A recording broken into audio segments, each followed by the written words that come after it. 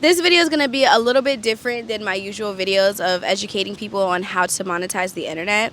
This one is really going to be about how I went from being a broke high school teen mom to becoming a millionaire before 23.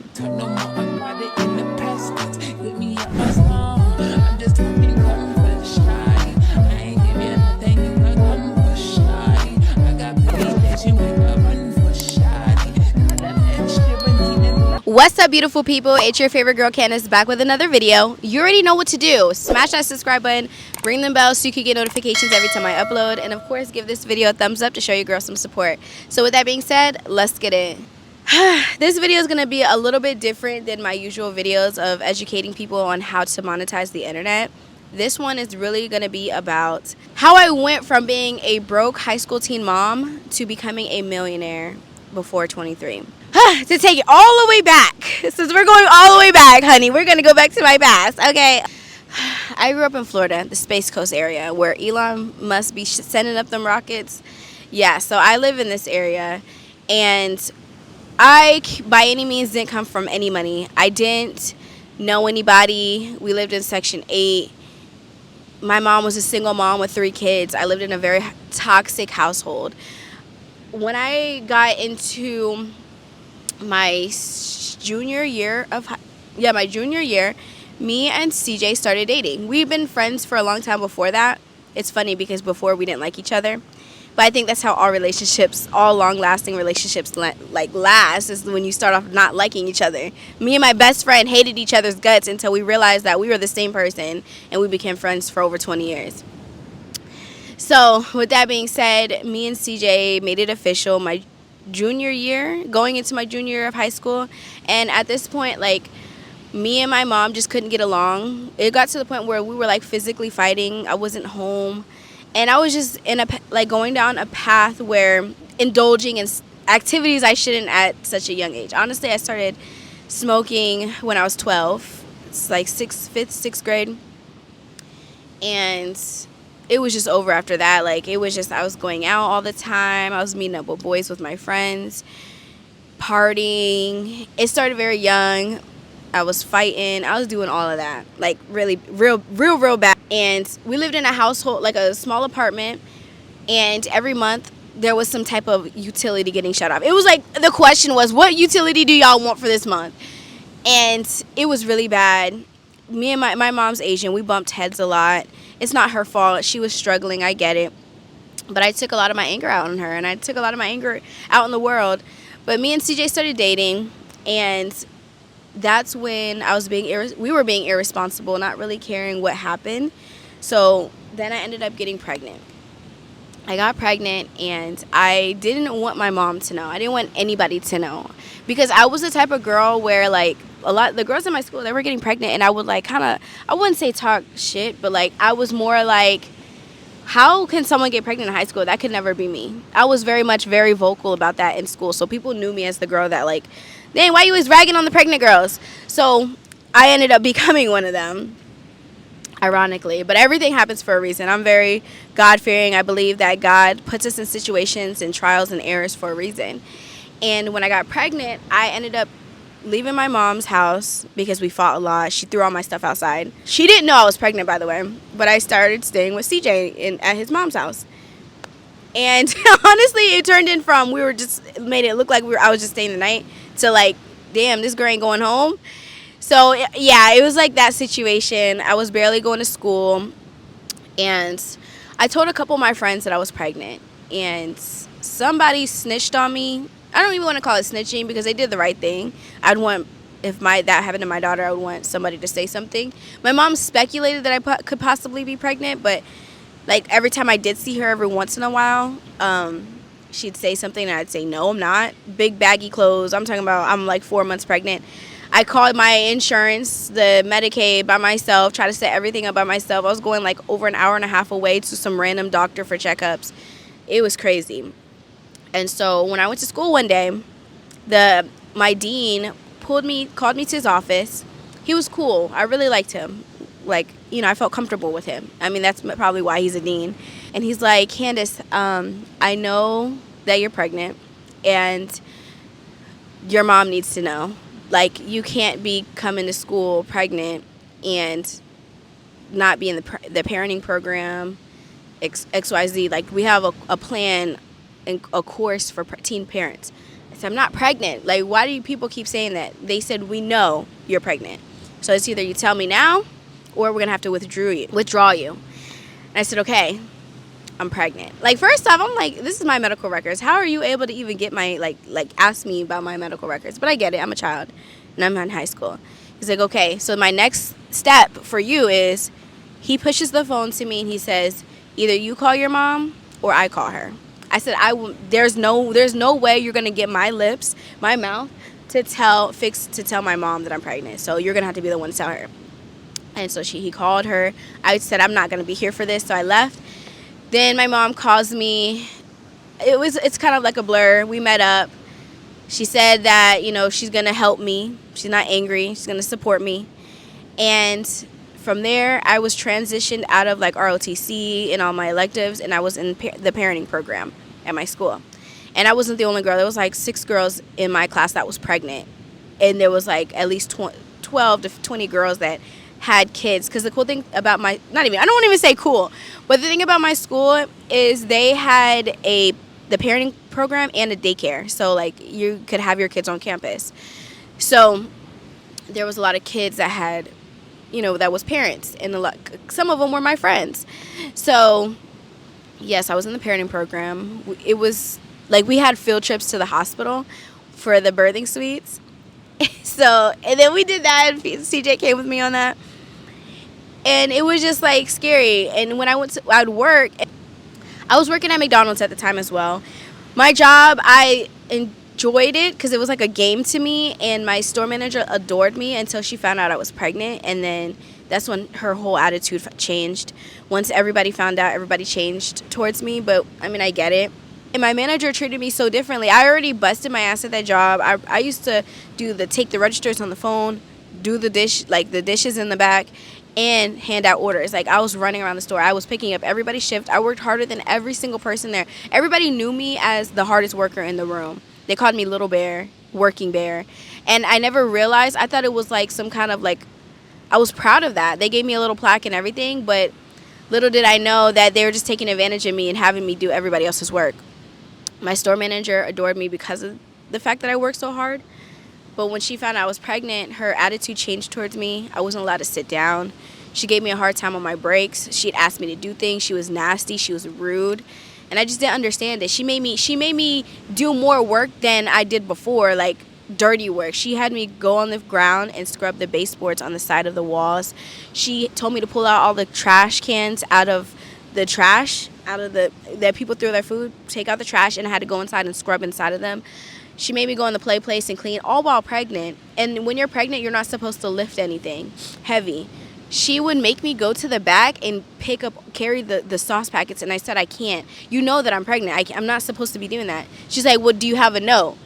No, I don't have a note. Well, then you're doing what I tell you to do, or you're not going to be working here anymore.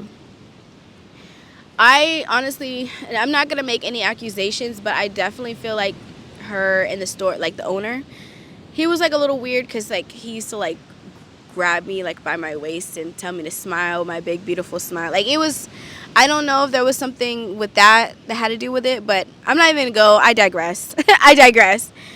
But I was working at McDonald's, and I was going to school pregnant, and it was hard. But it wasn't that hard because, I mean, yeah, it was hard. But it didn't start getting really hard until I actually had my daughter. I had my daughter in my senior year of high school. And I was able to, thank God, graduate, even though I had to miss a lot of days for the doctors. Like, some of my friends were very supportive. Like, they were walking me to my class.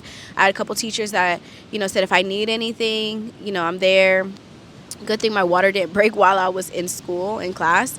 But there was one teacher in particular that I appreciate so much. Her name was Miss Miller. I don't remember her first name. She fought cancer, and she was extremely friendly, nice, and supportive. She checked on me throughout the day. I had another teacher, Miss Bowman,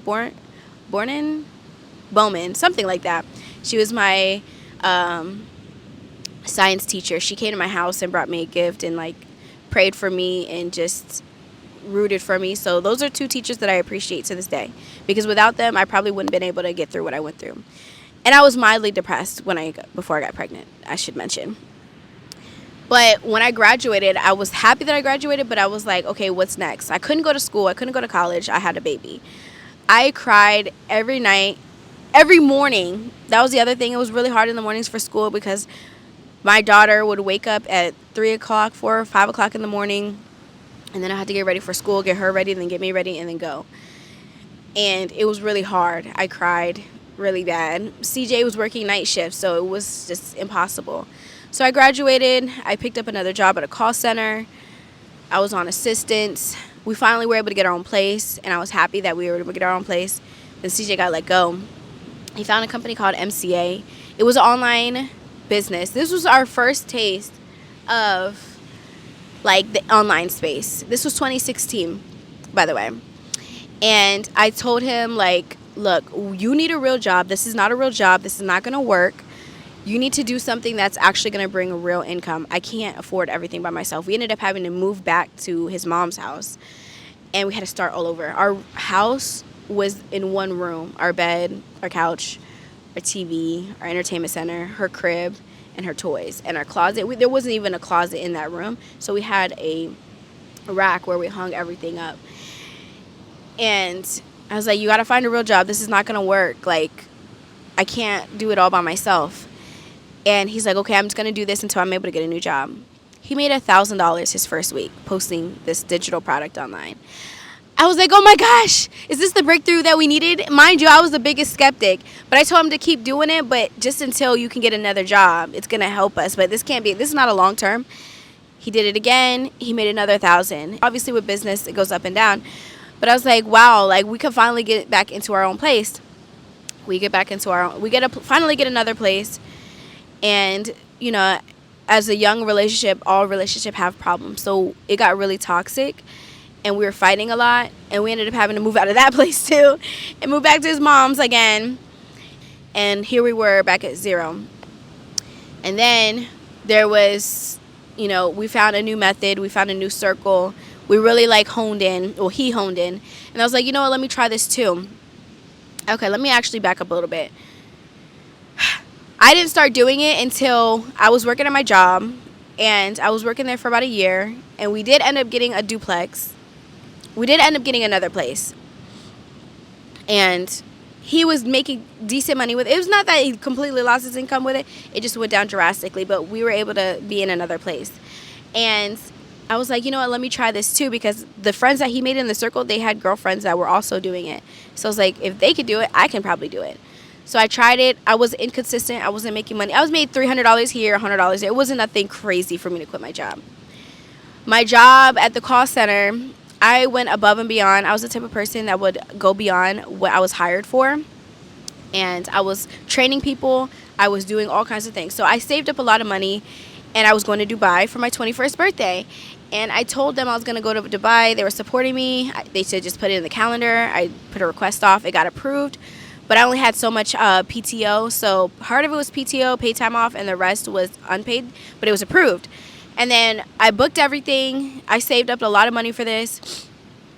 My taxes, my student loan that I got, because I did go to college for a little bit, but I ended up dropping out.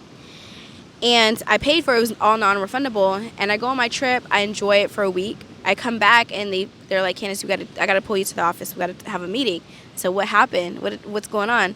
There's nothing good that comes out of the office. So I go to the office, and they're like, look, you had a no-call, no-show for all of these weeks. Mind you, I'm in Dubai. I didn't have service. I had to use a prepaid because I forgot that, like, you can't go to another country without letting your carrier know.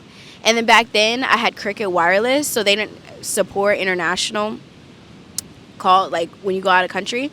So I was doing everything, like, I had a prepaid phone while I was out there. It was a whole nother story for another day. And they're telling me, like, look, since you're such a good worker, you work harder than most people on the floor, we're going to let you stay. We're not going to fire you, but we're going to put you on a final. Mind you, I had no citations, no anything. And they said, but the thing is, we took it from your future, like, calls off that you can get. So the next 2 years, you can't miss a single day of work. If you miss, then we have to let you go because that's our protocol. But this is the best that we can do for you. I was livid. Livid. I took on positions where I was technically supposed to get paid more, but didn't because I loved the company and I wanted to move up. That was my last straw. I said, okay, I'm going home and I'm going to work this business because this has to be the reason why I leave this piece of shit job. I'm working. Then they tell me, my manager tells me, come to my desk. I have a position that I want you to move up to. You make way more money because I was making $11 and at McDonald's I was making $7.67. They said the new position is like $13, $14. I was excited about that. I filled out the applications. I go through the interviews. It was like a 2-week process.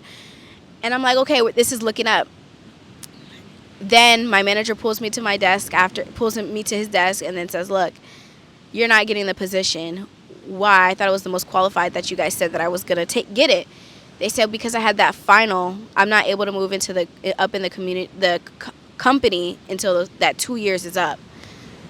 That like put a knife in my heart. But I genuinely believe that God closes doors and puts us through these situations so that way we could walk away from them and go through doors that he's opening for us. Not even a couple weeks later, right before Christmas, we were like super broke, but I needed this job. So I was working hard, and I'm going to put on the screen. I only had like $58 in my bank account. And I didn't have enough to pay for Christmas, and I didn't know how I was going to pay for January's rent because it was just one thing after another. I was one paycheck away from everything falling apart, in which it happened. And not even like the week before Christmas, my video blew up on Facebook and I made $7,000. That was the relief and the break that I needed. That was God telling me, like, look, I closed that door for you at your job because this is a new door that I'm opening for you. And I locked in. All my friends that came over, that some of them were doing it with me, we did some videos, then they wanted to hang out, talk, smoke, XYZ. I don't smoke, I don't drink, I don't do anything. And I was like, y'all hang out. I'm going to keep making videos. I'm going to keep working. I'm up all night, all day, studying every single person on the internet, how they're so successful. And January or February comes around, I make $13,000 in 1 week. I walk into my job the next day and I say, look, they're like, get on the phone, Scan. So I was like, well, I got to go to the floor manager. I got to tell him something. They're like, okay, this is weird. Like, you can't do it. Like, you can first log in and then put yourself in no-call state and then go. I'm like, no, I need to tell him now before I go on the calls. I go in the office, but I'm quitting. He's like, whoa, wait, no. What can we do to keep you? Like, is it because of that situation? Maybe I could talk to HR. Maybe we could work something out. Maybe a little bit, like a pay increase, like anything. I'm like, no, this is it for me. I'm done. I'm tired of being treated like a number. I went above and beyond, and I found something else, a passion. I'm going to work for myself. And then that's when he said, then this what set in the, are you sure? You're probably going to come back, and you're going to need this job, and you're going to leave it for something that is not even going to last, or you don't even know what's going to come from it. Nothing. Because people saw, my coworkers saw me on the internet posting videos and stuff, so they were doubting it just like everybody else. Everybody told me that stuff isn't going to work. But, who am I? I'm not listening to them. If it paid me and I see the potential and I see other people making money, I'm going to keep trying. I mean, if it already paid me $7,000, $13,000, why would I stop? I'm only going to go harder because that's the kind of person that I am. I'm the type that I'm the hardest worker in the room. Give me something and I'm going to work my ass off for it. And I told him, okay, you're going to eat your words. I said that in my mind, but I didn't say it out loud. I said, you're going to eat your words.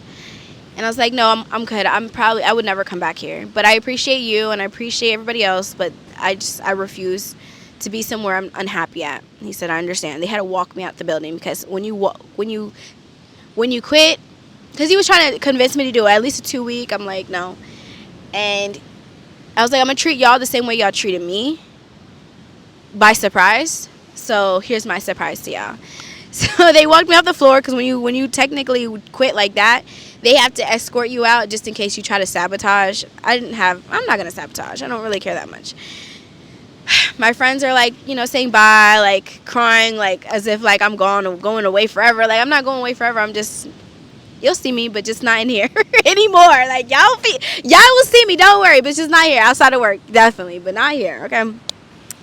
And so then I started picking up pace with my online business, resharing digital products online from other companies. I didn't even have to create my own product.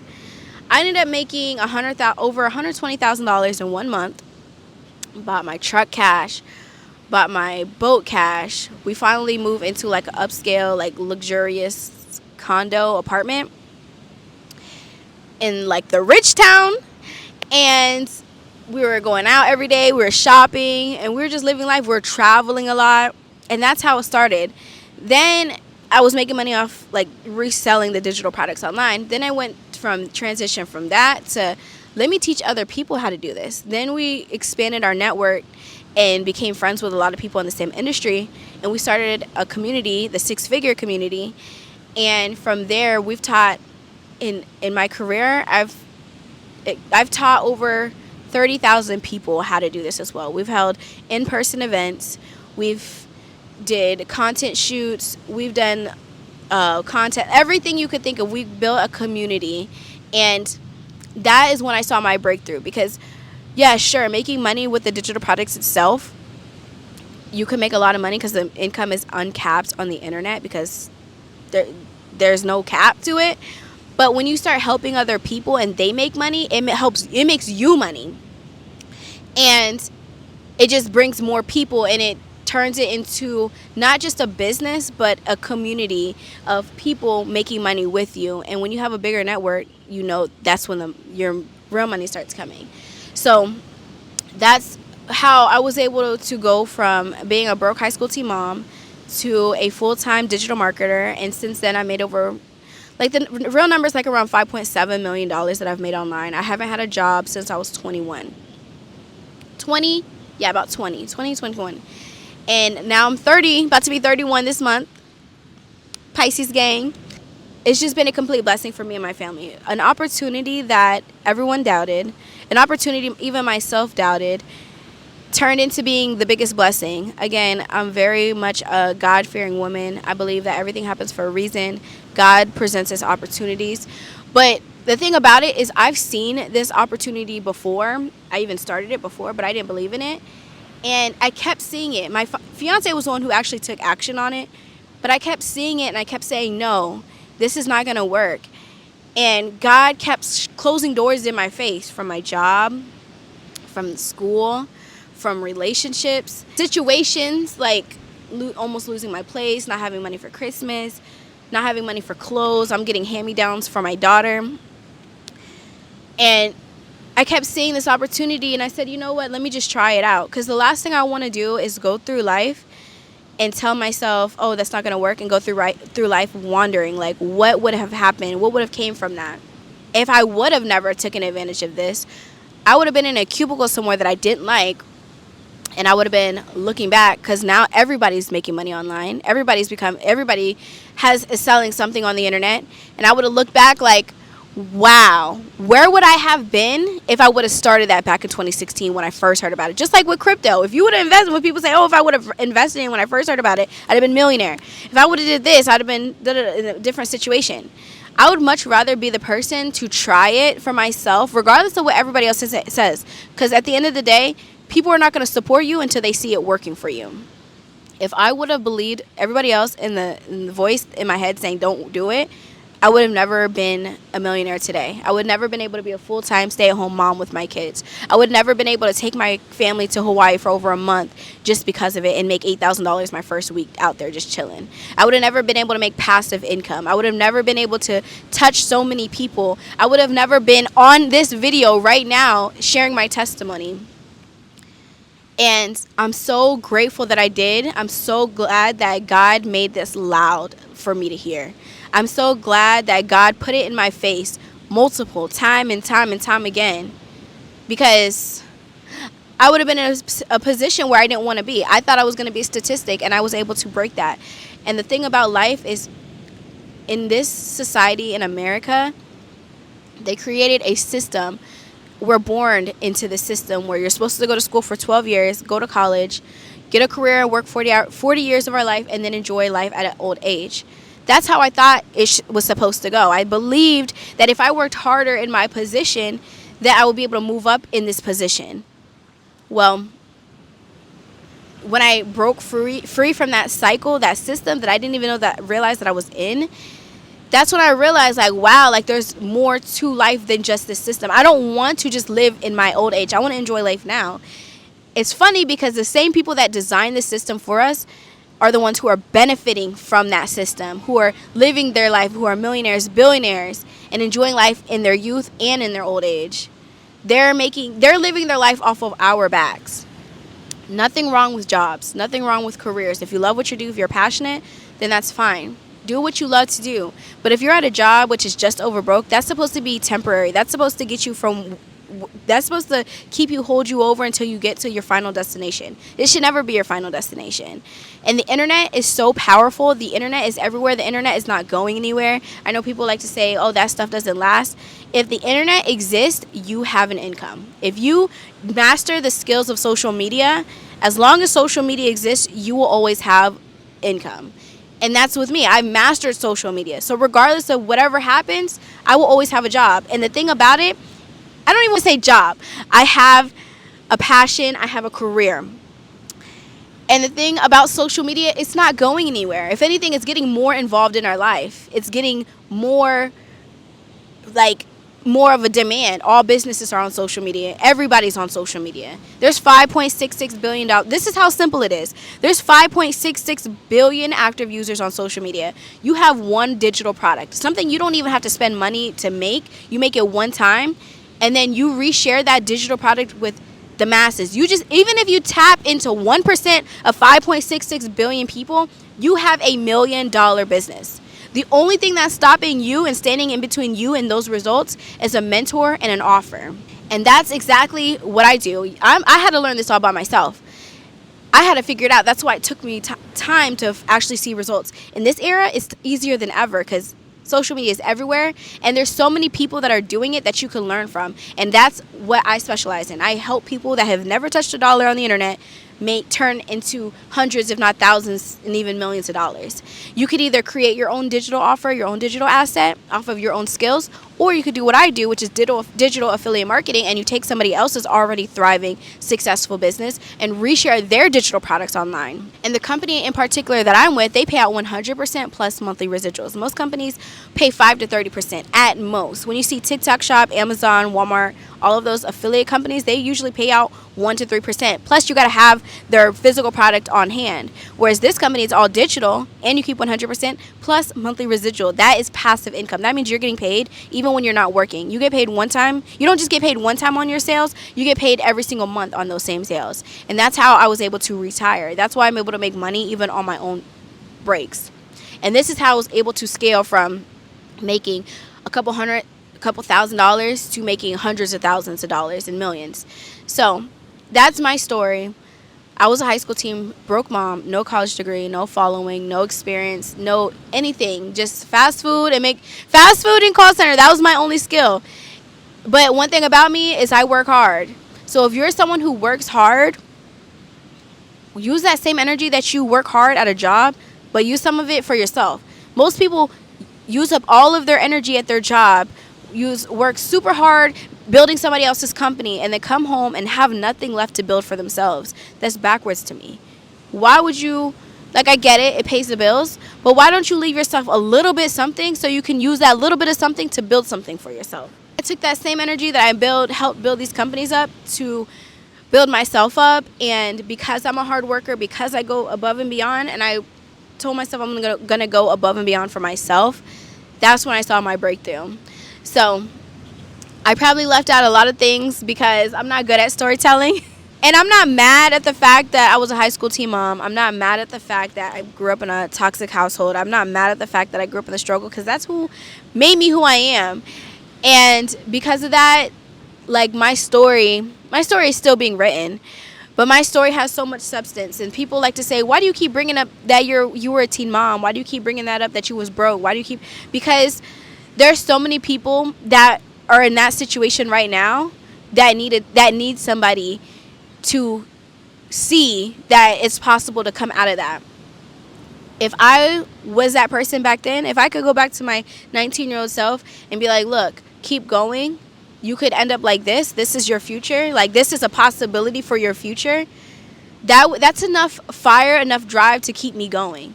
So I love sharing my testimony because there's a lot of people that could relate. Single moms, even if you're not even in my exact situation, if you're going through something, if you feel like, is this it for me? Is this my life? I want more. It's impossible for me because I already made these decisions in life. It's not impossible. You can change your life going forward. You could do something different today. Nothing changes if nothing changes. I'm probably sure I left a lot of things out of my story because I'm not really good at storytelling. But if you guys have any other questions or you want to work with me specifically, you want to join my community and want to start leveraging social media and the internet, go ahead and click the link in the description. My information, my Instagram, my personal, all my information is there. Or if you want to go to my website to sign up, you'll get a text message from me and you'll get plugged into our community as well as our step-by-step training. And you have my personal contact for mentorship. So with that being said, thank you guys so much for watching. Maybe I'll do a part 2 to the story time because I probably left. Once I go to edit this, I already know. I'm like, I forgot to say this because this happened or that happened. But maybe I'll do a story time in the future, maybe not. Make sure you subscribe to my channel because I usually teach people how to monetize the internet. Is this thing on? Yeah, it's on. And all that good stuff. So with that being said, thank you for watching. I hope you guys have a blessed rest of your day. And yeah, bye.